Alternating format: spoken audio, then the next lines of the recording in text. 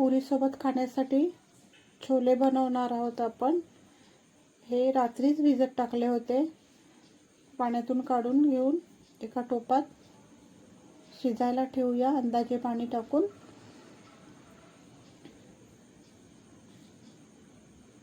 तुम्हाला जर खूपच घाई असेल तर कुकरला 3 शिट्या काढून शिजवून घेऊ शकता।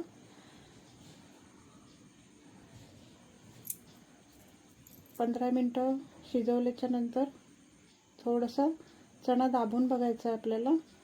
मऊ वाटला की समजायचं शिजलाय। मऊ झालेला आहे चणा। तर एक गाळणी घ्यायची आहे। गाळणीत आपल्याला फक्त चहा पावडर टाकायची आहे आणि ह्या उकळत्या पाण्यात अलगद वरती ठेवायची आहे। चहा पावडरचा अर्क आहे तो हळूहळू उकळत्या पाण्यात उतरताना दिसतोय आपल्याला। व्यवस्थित अर्क उतरला असं वाटलं की गाळणीतली चहा पावडर अलगद आपल्याला वरच्यावर काढून घ्यायची आहे। चवीत खूप फरक पडतो, तुम्हीही एकदा करून बघा।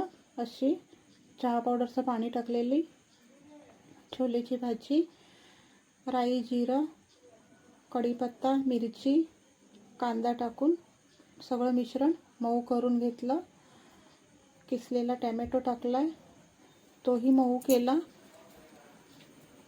हळद, मसाला, मीठ सगळं एकजीव करूया आणि हे शिजवलेले छोले फोडणीला टाकले। वाटून ठेवलेलं वाटणही टाकलं। छोले मसाला,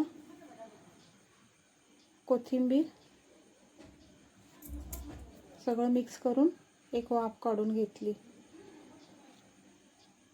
कशी छान ग्रेव्ही तयार झालेली आहे। आता ही पुरी सोबत खायला तयार। Thank you.